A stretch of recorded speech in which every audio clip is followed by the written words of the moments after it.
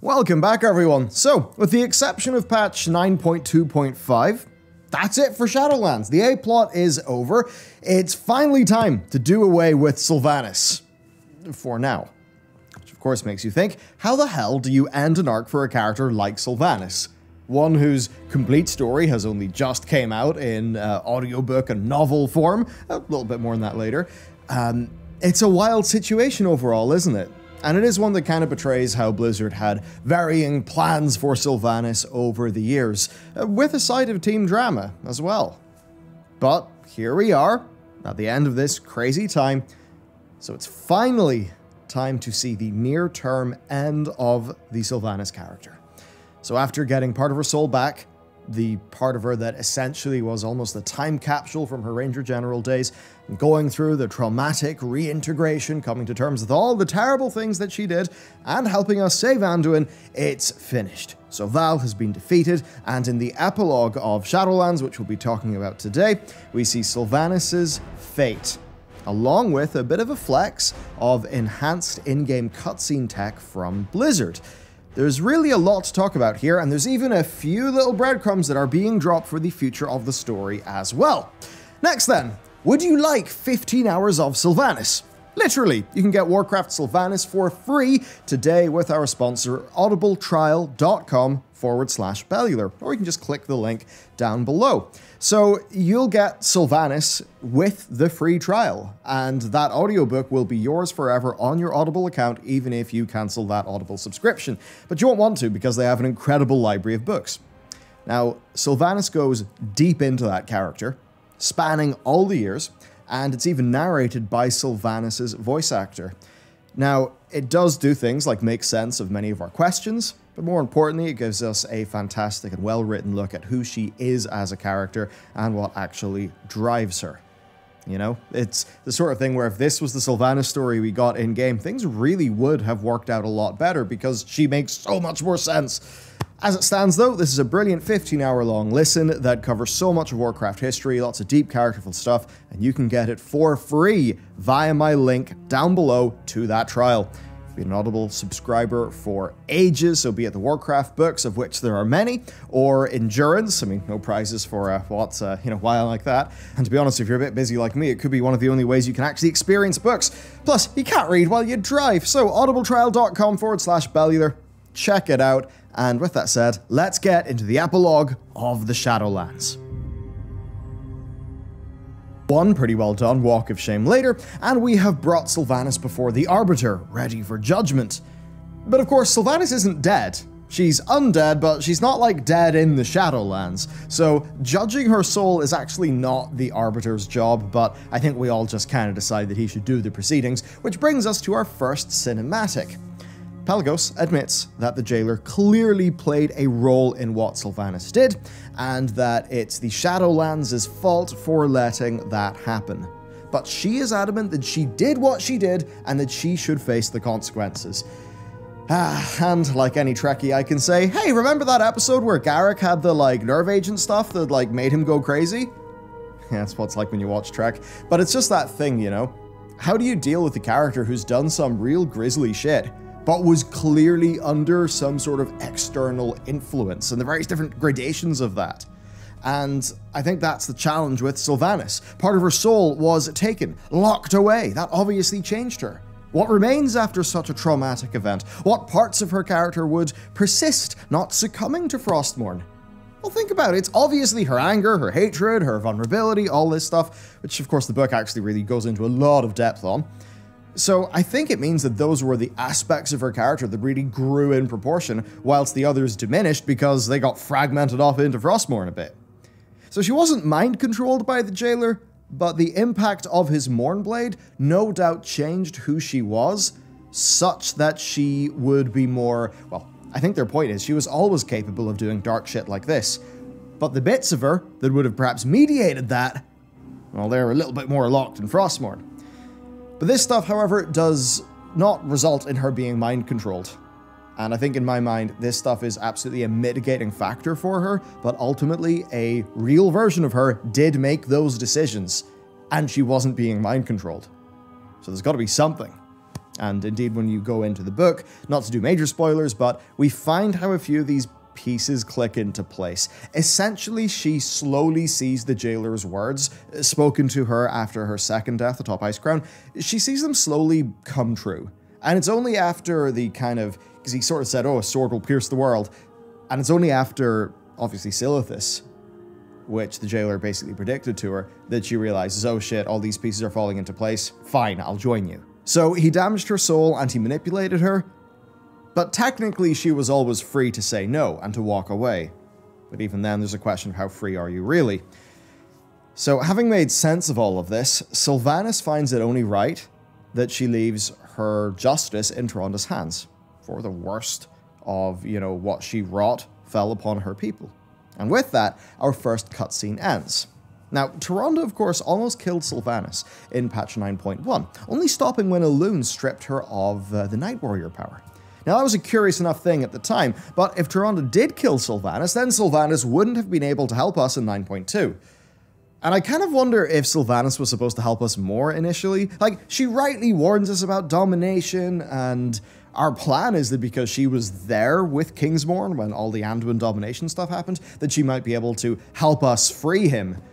But I mean, ultimately, it was the Jewel Daddies who freed Anduin, or helped him, Now, of course, she does play a key enough role in helping to make the Crown of Wales, which does protect us from the domination, but I guess I just wonder if their point is that if Tyrande chose vengeance, then we would not have found success against Zovaal. Maybe, did Elune know that? Did Elune predict some things? Who knows? Anyway, next cutscene, Sylvanas' Fate. This one's simple enough. I mean, the dramatic blade to the throat move, that really lets you know Tyrande's pissed.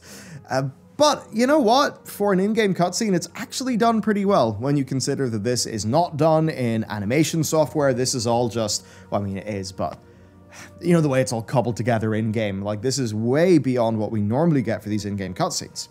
So Sylvanas' penance is to be found within the Maw, where she is tasked to return every soul found within to the Arbiter so that they could face a compassionate judgment. Because unlike Robo-Arbiter, Pelagos has feelings. He also doesn't have much sense, because if you actually take a look at any of these scenes, the massive flow of souls is still flowing into the Maw, right? Like, they're all going into the Maw. Pelagos isn't funneling them to places or judging the souls. So, like, this is totally just a little graphical oversight from Blizzard, but it's quite funny that we've won, we fixed the Arbiter, yet the anima drought is still happening because all the souls are still going into the Maw. I mean, come on, how did somebody not notice this? It's so prominent in the cutscene. Bizarre. Anyway, agreeable to her fate, Sylvanas takes the plunge. And that's basically it for the quest line, but overall not for the story, because we've got a few stay a while and listen scenes, as well as some opinions from major characters on it. Now I want to talk about Sylvanas' fate first. Because you know what? I actually think it's as good as it could be. Like, really. And if you think about how strongly felt a lot of things are from players on both sides of the Sylvanas Isle, I think this is the best way to keep the people who like her character happy. And that does include the people who maybe liked her character up to Legion and then, got quite disillusioned, and I would put myself in that category. And even for the people who don't like her, like, she's clearly being fridged for a bit, right? We're not going to get her back for a while. So, I really do think this is the best they could have done. I can't think of a fate for her that is as fitting as this, given the move the Blizzard made with her soul and the overall Justice Vengeance renewal things they've been doing this expansion. Because sure, you could kill Sylvanas, yes, but if we were to replace the jailer with I suppose, a janitor of the Maw, who should it be? I mean, not only is it fair for Sylvanas to spend a long time mopping up the Maw, but it's actually useful, And who else really deserves the job of mopping up the Maw? No, I think it should be Sylvanas. Now then I could also say, is this not like a perfect job for the Kyrians? To, go help clean up the Maw? But whatever. Sometimes it's not beneficial to think overly about some things. So I'd say with Sylvanas, much as I really pretty much hate what happened with her after Legion, I think just killing her wouldn't actually be fair given the soul thing and her character. Now, killing her out of necessity when she's a threat, as we did with Arthas, that would have made total sense in the moment. But in this case, when we have all the power, and her remorse seems to be genuine, what do we do? I mean, faced with her being willing to help, why kill her? What's also then clear is time. Sylvanas is going to be gone for ages. I think she's probably right up there with Illidan on the list of characters who we're not going to see for a long, long time. And that's totally the right move to make for Warcraft, because we've just seen too bloody much of her. She has dominated the marketing of our last 2 expansions. And, I mean, even Anduin, I'm getting a little bit tired of him, honestly. And the promise of, her Legion appearance, that wasn't really met by the game. So no more Sylvanas, please. Though, I mean, hey, I'll take Dark Rangers, which 9.2.5 seems to be hinting at via adding an updated version of a quest that Blizzard have been toying around with since BFA, but never ended up adding to the live game. So then, a lot of people are saying, well, is it fair if Sylvanas gets off sort of light, while Arthas just gets his opacity slider dragged to 0? To which I'd say, I guess not really. It's not really fair. I think maybe some of us wanted Arthas to get his reckoning. Maybe some of us wanted to see what he felt about things. Perhaps an extrapolation of the "Father, is it over" line that he left the world with. I mean, done right, I personally would have absolutely loved that. But at the time, and not really trusting modern Blizzard during the Shadowlands for story, I was kind of just glad they didn't do anything to ruin Arthas. I think underusing him is perhaps the lesser of evils. As much as much better respect could have been paid to that character. It is a bit weird. Next then, let's move on to the opinions of the various different leaders and key characters. There's not a massive amount here for the lore, so I'll leave the more characterful moments in-game, but to give you a summary, Maiev basically believes that what was done is right, even if she's not sure it fits justice. And I suppose that's kind of getting to the idea of, we can have all of our conceptions of justice, but sitting here faced with the decision of what to do with her when she could clearly go and do something useful, it's like, what's right? Now, Shandris also sees the utility in this arrangement, agreeing that death would have been a mercy, which is indeed what Sylvanas herself said. Because, I mean, hell, if Sylvanas died, would she not then just be judged by Pelagos as Arbiter and then maybe sent to Revendreth or something? Who knows? Verisa then, now understanding this Soul Shard business, is actually hopeful that one day she, and we, I suppose, will get Sylvanas back, and the real Sylvanas. Now, of course, some of Verisa's feelings, you'll know them from the Three Sisters comic and also from the War Crimes novel. Illyria is not as certain, but she says she has learned to be patient.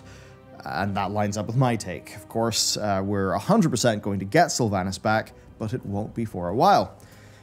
As for Bolvar then, he thinks back to his time atop Icecrown and of the presence that he fended off and how that actually was the jailer. And with no way to know if he unwittingly ended up helping Zovaal by somehow preparing Icecrown Citadel, he just muses on the doubt Zovaal has sown in everyone.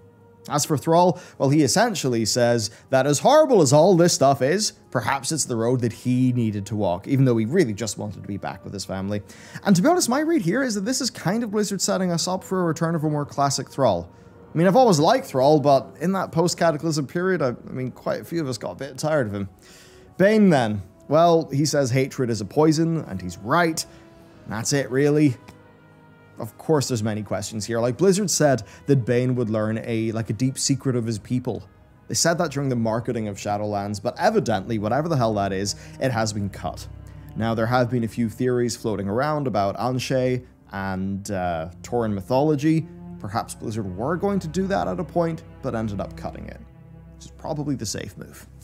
Lorthamar then, well, he's rightly feeling a bit guilty for standing by while Sylvanas was doing terrible things. And you know what? Gan, I think he's the real star here. Good old Gan. He's not forgiving Sylvanas for what Teldrassil was.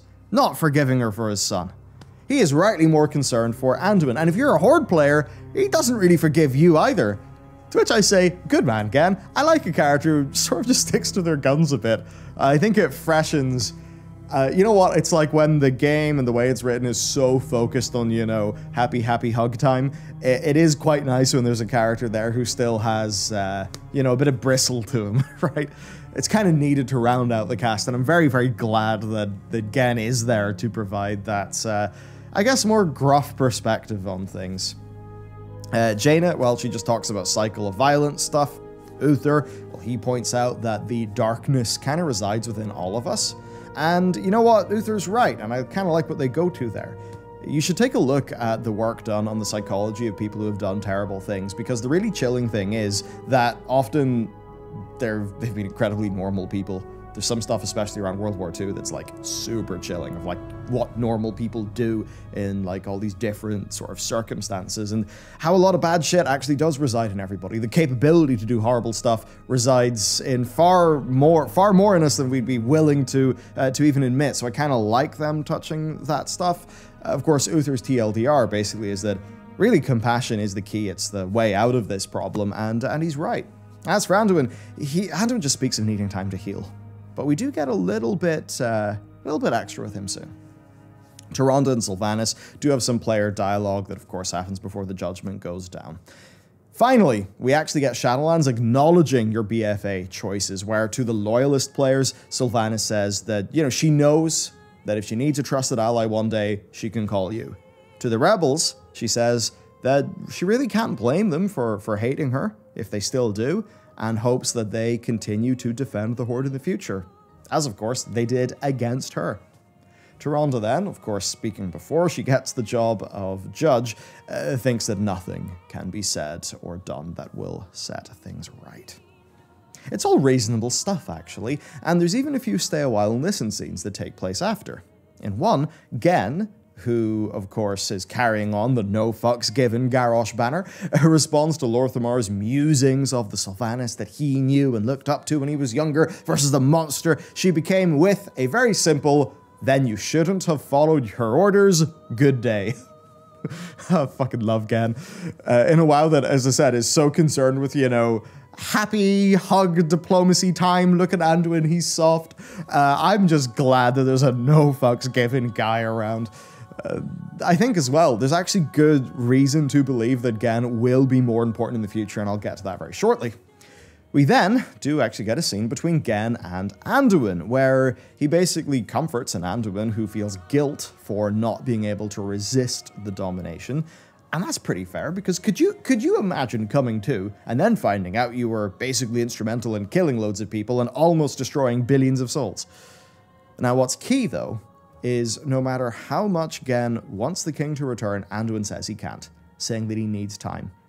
And Anduin says that he knows Turalyon will keep the Alliance safe, and Gen will keep those they care about safe.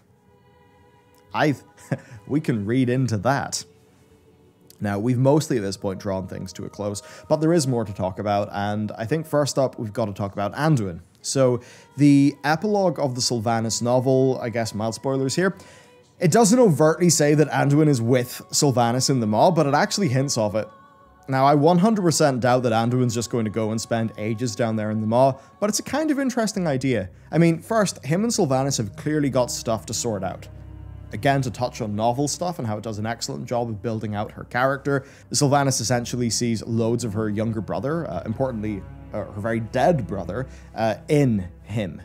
And you actually do learn a hell of a lot from the book, and in fairness, like, the book in isolation from the messy in-game story is really, like, quite good, actually. It's a very interesting read. So anyway, Anduin may want to help to sort of heal himself by talking through the crazy shared experience they both had with Sovell, or he may be there for another reason. You could say he wants to find his dad, but let's be real, Varian's almost certainly not in the Maw. Who knows? I mean, Anduin did kill a load of people when he was dominated. Maybe he feels like he needs to go down there and save a few souls as well. The drama that's clearly being set up, though, is that Anduin might not be with us at the start of the next expansion. And that is big. In fact, so big we did a whole video on it. Basically, right, Turalyon is pretty hawkish. He obviously is filled with righteousness, which can sometimes be good, very often be very bad, as seen in the Scarlets. And while the Council of Nobles does back him, it was actually pretty clear at the start of BFA that Matthias Shaw is not particularly keen on Turalyon.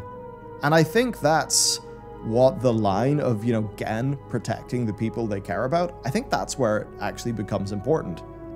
So I'm 100% down for alliance drama in Anduin's absence. There is so much there that could be brilliant. We've talked about in the other videos, but there's so much, like, great drama on many fronts, but then also things that could just be really interesting for the state of the world as an alliance player. And frankly, come on, you Horde guys have got all the juicy shit. It's been pretty boring on Team Alliance, so I'm down for something to actually happen. Now, there's nothing to talk about. Technology! Okay. So let's talk about these cinematics. You've got now you've got 4 levels of cinematics. So you've got the super big, expensive ones that are usually an expansion reveal or something like Old Soldier. Then you've got the ones that are, you know, they are the pre-rendered, you know, wholly done, not in the Warcraft engine cinematics, like, say, Varian's Death at the Broken Shore. Then you have a new type of cinematic, which is basically the ones we talked about today, and then you've got the regular in-game cutscenes where the characters, you know, they just kind of emote while dialogue plays. And what we see here is a extension of something we saw the very first glimmers of in the Maw, way back at the start, where, you know, Anduin is kind of going to make his, like, final, you know, sacrifice, whatever, and, you know, you see him talk. Like, there's lip sync going on. He's animated. Now, of course, we see things like the hug between Clea and Pelagos, and certainly if you watched our stream, like, for me, there's a bit of Uncanny Valley because just interesting things, the art style and stuff like that, but you can see they really are trying to improve the quality of these in-game cinematics, and I think what we see here, because it doesn't have as many, like, super close-ups on the character faces, it works. I actually think it works really well. And it's nice that Blizzard can now seemingly finally pull off a narrative scene and actually have characters talk to each other, you know, with facial expressions, lip synced. Now, there still is some jank because this obviously is just things being puppeted about in the Warcraft, like, game engine while they just move your camera about. That is ultimately what this is. This isn't like a pre-rendered cinematic or anything. And that's why I'm actually quite happy with it. If I think about a game like FF14, you know, do they always have the most, you know, incredibly high detailed, super animated cutscenes? No. But they're able to have lots of cutscenes in-game, and they've built out their tech to be able to deliver loads of those, to the point where by Endwalker, like, they look really good. Really good, and it's just all in-game models. So I think that this is actually vital to World of Warcraft's ability to tell its own story in-game. This is vital for WoW's ability to basically increase the runtime of its narrative moments, because they can just do these in-game, I presume, you know, cheaper and faster than the alternatives. So I think this is a great tool for Blizzard to have in their belt, and certainly if you compare this to the Child of Shadow and Light, similar cutscenes that we got in Legion, I mean, it's night and day. So I'm very happy to see this progress, especially then I'm thinking about the next expansion, when they can actually conceive of, you know, narratives kind of with this tech in mind. In the same way, you know, you saw things be tested in Hildebrand related cutscenes in FF, and then the next expansion would kind of carry on those innovations. So I think this could actually bode really well for the future. Overall then, that's basically it. I think that this is, you know, in isolation, this epilogue, in terms of what happens to the character Sylvanas, it is as good as it basically possibly could have been. Now, I would like it if this epilogue was a bit longer, had more scenes, talked through more characters. There's, you know, just stuff like that. So it definitely feels like it's, you know, done a little bit on the quick, but for what it is, I'm happy enough. I am more concerned with moving onward to the future. And certainly when I look at patch 9.2.5, they are doing nice things. I mean, there's another, you know, scene that we see where basically, you know, we're beginning to learn that with there being no Helm of Domination, rather than the Scourge just going pure feral, what's happening is that the higher up Scourge, they're basically acting like, you know, lords. You know, the kings died, so the lords all try to consolidate their power, right? So the Scourge are not going to be this big unified threat. But that's actually good for storytelling in Azeroth, because it means we can have all these localized Scourge problems and stories with their own leaders, maybe even Sand Lane coming back. And that's a great way to have the Scourge be an ongoing, like, thing in the setting. but, you know, not have them be tied to some big monumental storyline. So I actually think that somehow they've managed to push forward and evolve the Scourge in an interesting way, and I did not think Shadowlands would end up doing that. So there we have it. That's basically it for me. Go to audibletrial.com/Bellular, and with that, you'll of course get your free trial of Audible. That free trial will come with a credit. You can use that on Warcraft Sylvanas. And once you've done that, you own it on your account forever. You'll just always have the book, so you know you can go download it to your phone with their app and listen to it. I use Audible a hell of a lot, just anytime I'm driving back home, going out for a long walk, and you know, Sylvanas really does make for a great listen, and of course it's extra, I guess, well, there's an extra something to it, because it is Paddy Matson, who is Sylvanas' voice actor, who is narrating it, which is, you know what, neat. I've actually done that a few times, because I think Talanji, the Talanji voice actor, did the previous book, and I think the one before that was actually Anduin's voice actor, if memory serves. And I think those books are actually all on Audible too, if you wanted to use your credit in one of those. Anyway, thank you to Audible for supporting the channel. Thanks to you for tuning in, and let me know just what do you think about this story? How do you think Sylvanas and Anduin are going to re-enter Warcraft? And with that, I'll see you next time.